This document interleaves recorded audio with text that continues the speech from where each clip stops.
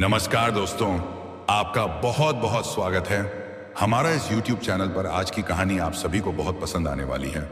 बहुत ही महत्वपूर्ण कहानी है। आपको सुनकर बहुत ही अच्छा लगेगा। हमें विश्वास है आपके ऊपर और भरोसा है आप यह कहानी सुनकर हमारे चैनल को जरूर सब्सक्राइब जरूर कीजिएगा। तो दोस्तों, आज का वीडियो तोता और राजा कहानी की है और मैं बताऊंगा पूरी जानकारी के साथ वीडियो स्टार्ट करूंगा। वीडियो अच्छा लगे तो एक लाइक जरूर कर देना। चलिए इस कहानी का शुरुआत करते हैं और आपको रूबरू कराते हैं इस कहानी से। वीडियो में ऐसा क्या है महत्वपूर्ण बातें अंत तक बन रहे दोस्तों। आज हम इस वीडियो के माध्यम से आपको बताने वाले हैं एक तोता और राजा की कहानी। ये कहानी एक ऐसे राजा की है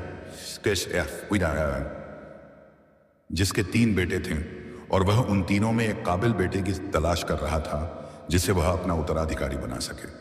ऐसे में उन्होंने अपने तीनों बेटों की परीक्षा ली। ऐसे में उनकी परीक्षा में कौन सा राजकुमार कामयाब हुआ और किसे उनका उत्तराधिकारी बनाया गया, ये सब जानने के लिए आप इस मजेदार कहानी को पूरा करें। बहुत सालों पहले की बात है। एक राज्य में हरिशंकर नाम के राजा का शासन था। उसके 3 बेटे थे और उसकी इच्छा थी कि उन तीनों बेटों में से जो भी काबिल बेटा होगा वह उसे राजगद्दी सौंप देंगे। लेकिन उन्हें माने ये मालूम नहीं था कि किसे वह अपना राजपाट सौंपें। एक दिन राजा ने कुछ सोचा और अपने तीनों बेटों को अपने पास बुलाया और कहा, आज मैं तुम सबसे एक प्रश्न पूछूंगा जिसका तुम्हें उत्तर देना है। सवाल यह है, यदि तुम लोगों के सामने कोई अपराधी आए तो तुम लोग उसके साथ क्या करोगे? तभी राजा के बड़े बेटे ने बोला, मैं उस अपराधी को मौत की सजा सुना दूंगा। वहीं दूसरे बेटे ने कहा, उस अपराधी को काल कोठरी में बंद कर देना चाहिए। तभी तीसरा बेटा बोला, पिताजी, हमें उसे सजा देने से पहले यह पता लगाना चाहिए कि उसने सच में अपराध किया है या नहीं। ऐसे में राजा के तीसरे बेटे ने वहां मौजूद सभी लोगों को एक कहानी सुनाई। एक राजा था जिसके पास एक बहुत होशियार तोता था। एक दिन उस तोते ने राजा से कहा, मुझे अपने माँ बाप के पास जाना है। लेकिन राजा ने उसकी बातों को नहीं माना। फिर भी तोते ने हार नहीं मानी। वह राजा के पीछे पीढ़ी दिए आज गया और जिद करने लगा कि उसे उसके माता पिता के पास जाने दे। आखिरकार महाराज ने तोते की बातों को स्वीकार कर लिया और कहा, ठीक है, मिल आओ अपने माता पिता से, लेकिन जल्दी वापस आ जाना।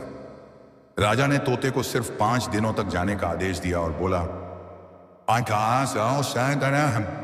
इन 5 दिनों परिवार वालों से मिलकर वापस आ जाना। तोता खुशी खुशी 5 दिनों के लिए अपने घर चला गया। 5 दिनों बाद जब वह राजा के पास वापस लौट रहा था तो उसे ख्याल आया कि क्यों न वह महाराज के लिए कोई भेंट लेकर जाए। उपहार की खोज में वह पर्वत की तरफ मुड़ गया।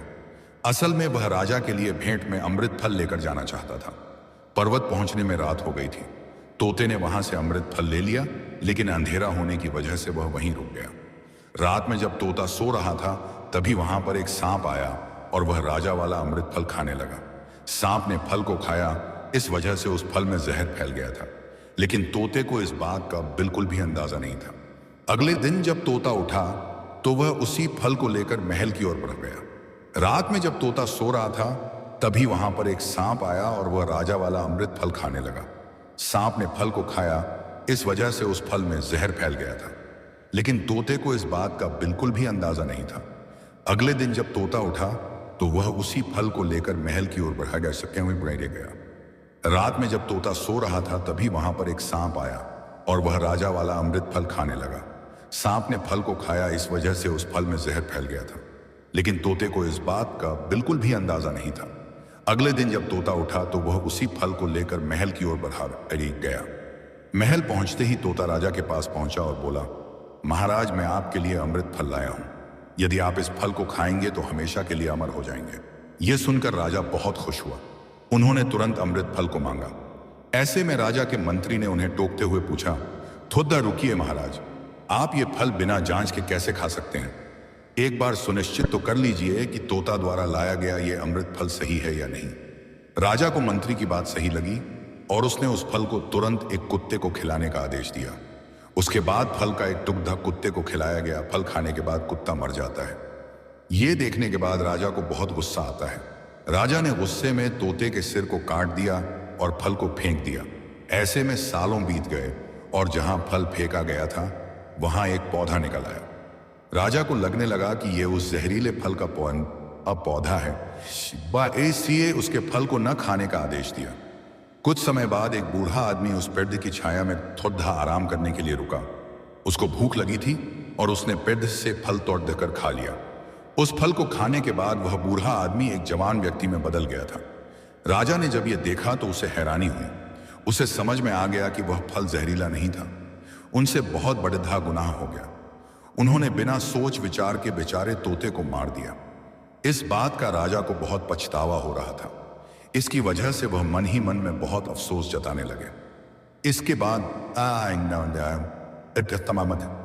राजा के तीसरे बेटे की कहानी खत्म हो गई। इस कहानी के खत्म होने के बाद राजा हरिशंकर ने अपने तीसरे बेटे को अपना सारा राजपाट सौंप दिया और अपना उत्तराधिकारी घोषित कर दिया। इसके बाद राज्य में जश्न मनाया गया। राजा और तोता की इस कहानी से हमें यह सीख मिलती है कि हमें कभी भी बिना सोचे समझे किसी को सजा नहीं देनी चाहिए, क्योंकि कभी कभी गुस्से में लिया गया फैसला गलत भी हो सकता है।